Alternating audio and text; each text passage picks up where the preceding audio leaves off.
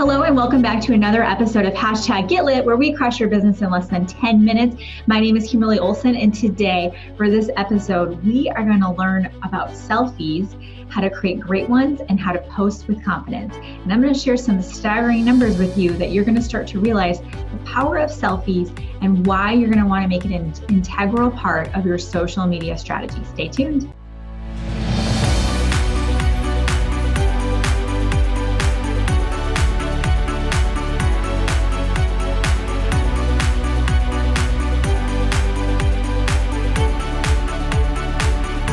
When it comes to creating selfies, taking great selfies and posting them with confidence, it's helpful to know why it's important to give you that motivation to really get comfortable with them, start to get comfortable using some apps and really getting the feel for what this is going to look like. So one of my mentors in the social media world, she said that she did a study, and over the course of a month, she posted 80% selfies when normally she didn't post very many because she's a photographer, so she's used to being behind the camera. And in that time, her engagement tripled, and she was already probably had 500,000 followers on Instagram. So we're talking big numbers. Tripled her engagement per post and doubled her following that month. And once I heard that, I really, really leveled up my personal game when it came to selfies. And that was, 2 years ago, and I've never looked back. If you look at your posts right now, the ones that have the highest engagement are typically selfies or you and your family, things where you are in it.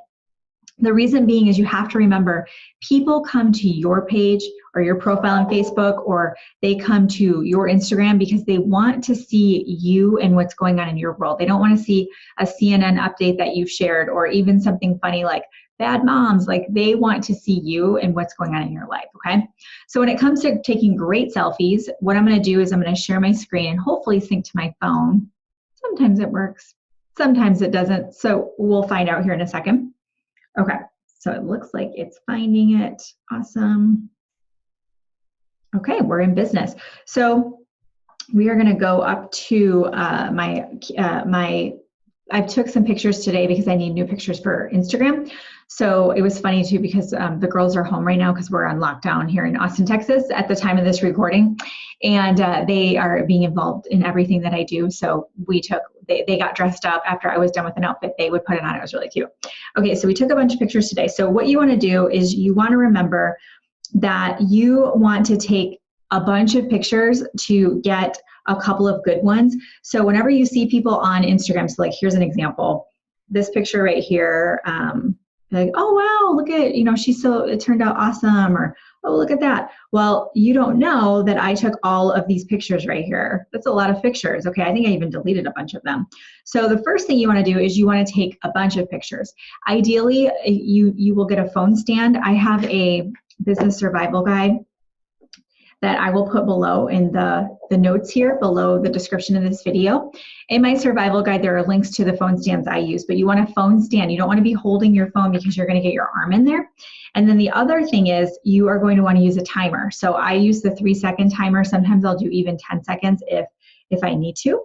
And then what you're going to do is you are going to think of different looks, different backgrounds, different expressions. So let me give you an example. This one right here, I'm kind of fun, smiling with the girls. This one I've got kind of like a, cutesy look to it. This one I'm kind of just, I haven't even looked at these yet. So you get a first look at it and you can see they're not edited or anything. Okay, so it's the same picture, but we've got lots of different looks going on, okay? So this is some stuff upstairs. So you want to look for different ways throughout the house, things like that. Now, if you're new, just focus on getting your face, something close up. I think I've got some close-ups at the end because I'm wearing Rhonda Madrid earrings. I was trying to get a picture for her because I love her stuff. So even it could just be a selfie. Okay, so the next step you need to do is you need to edit it. So the first place you're going to go is to Lightroom, and you are going to want to edit it. So you're going to go, and you can go back and watch this, obviously. So the first place we're going to go is we're going to add a photo. And let's just pick one from my photo shoot today. I call it a photo shoot. And yes, I have my own photo shoots in my home. And let's just say we're going to pick this one. So what we're going to do is we are going to scroll over to presets, okay? Now a preset is something that's already loaded into Lightroom that will automatically add light, add color, tone it down, pop out certain colors. So my brand has a kind of a rose gold pink color to it. So I want warmer, like peachy pink tones, okay? I also have noticed I run so much outside that in the summer I tan really easy. So I have to have 2 different presets depending on the time of the year, which is sort of comical. Okay, you know you're into this when you have 2 different presets. So I've got some different ones on here that I've saved, and sometimes I will play around with it to see if there's a different one I want, but we'll just go with this one. So you're going to pick your preset, and you can get presets. Just ask around if someone you know that knows how to make presets, or you can buy them on Etsy. You're going to check that off, check it, and then what we're going to do is we're going to save it. I'm going to show you a couple other things that I love.